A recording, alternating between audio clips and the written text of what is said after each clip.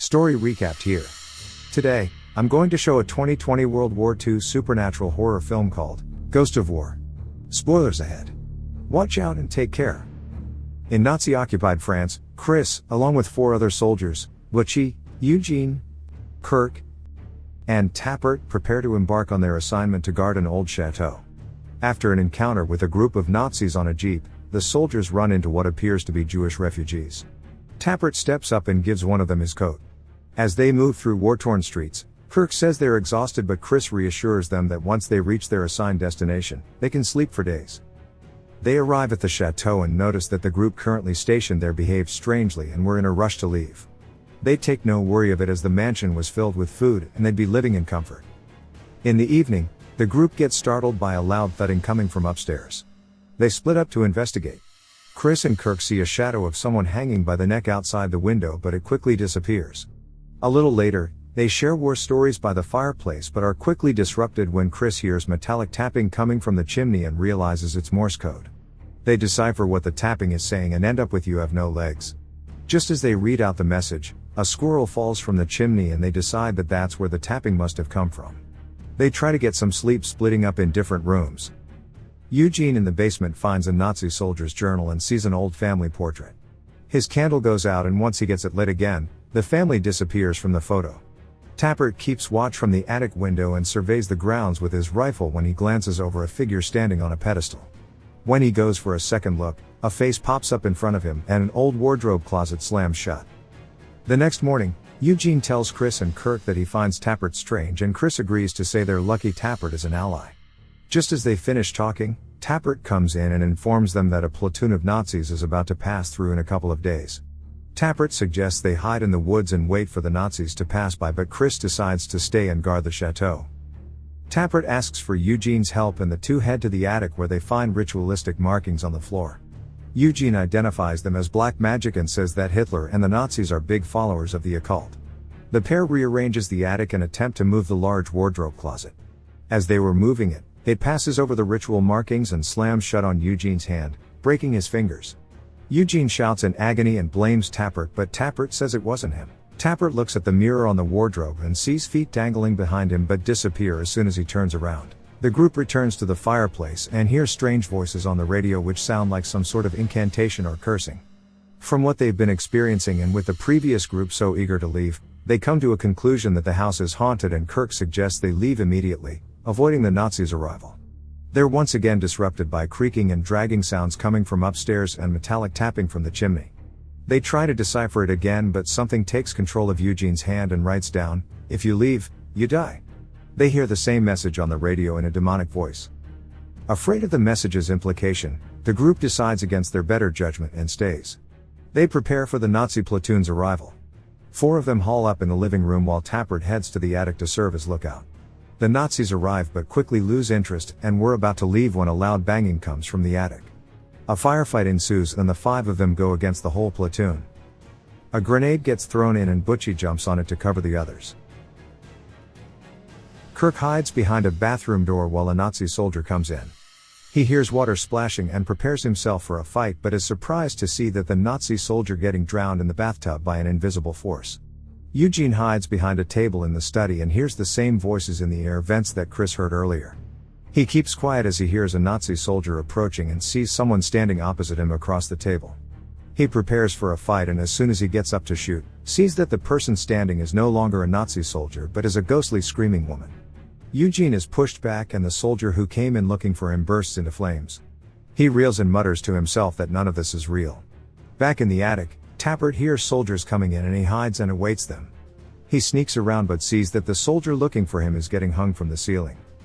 Miraculously, all of them survive, with Butchie barely clinging to life. They regroup in the study and Eugene tells them what he's discovered after reading the Nazi journal he found in the basement. He found out that the family which originally lived in the huge mansion were the Helvigs, a family of Jews hiding in France. When the Nazis invaded, the family was massacred.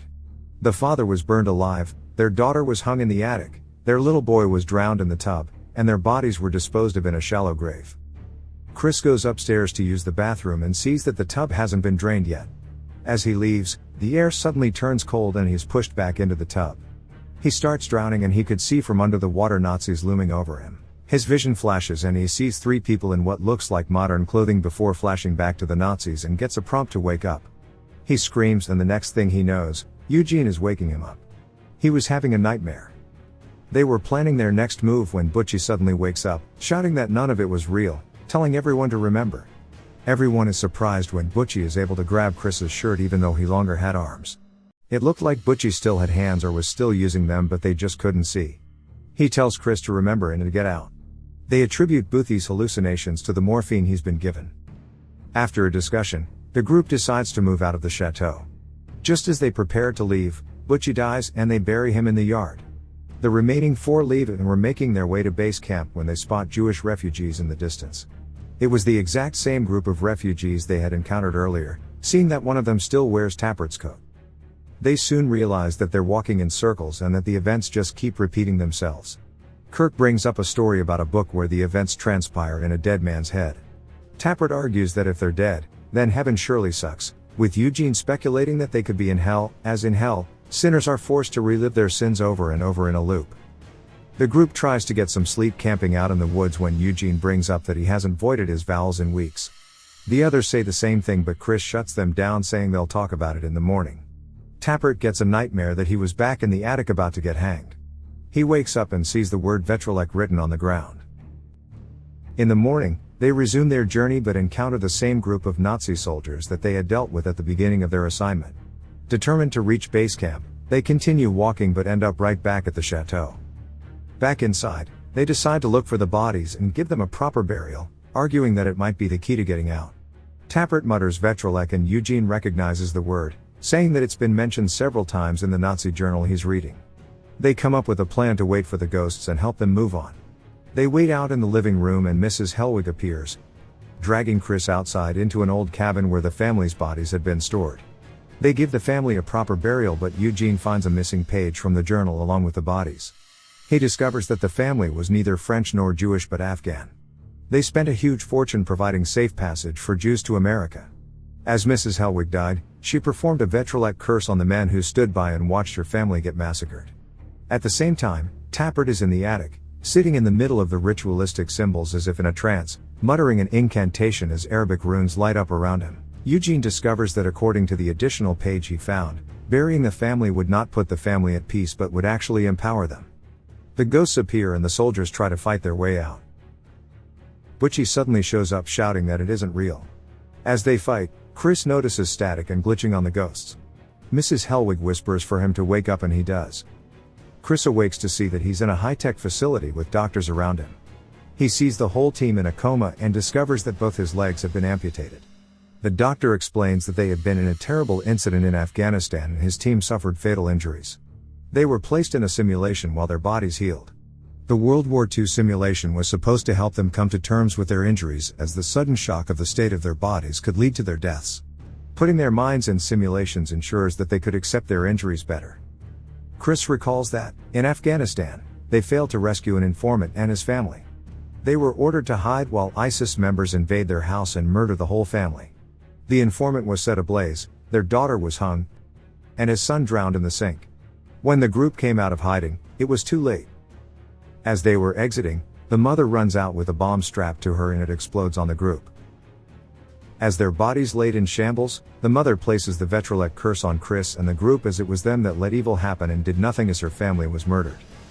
Chris tells the doctors he remembers everything but that there's some kind of virus in the system. They're reliving the simulation in a horror. The doctors are baffled as the simulation is supposed to be benign and only serves as a support structure for their mind's healing. Chris remembers Butchie telling them that it wasn't real, Butchie's non-existent, and he figures out that I have no legs. And if you leave, you die. Were actually subliminal messages they sent to themselves, warning themselves of the real world and their injuries. The other soldiers start convulsing and Chris notices that the family is in the simulation with them. Somehow, the Vetrolek curse caused the simulation to be haunted and now, they're suffering inside. Chris is determined to go back in so he can tell the others what happened so they can atone for their sins so the curse can be lifted.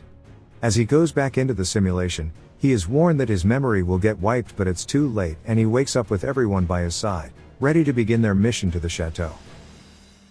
Subscribe to watch more videos like this. Turn on notifications. And leave a like, it really helps the channel out. Thank you for watching.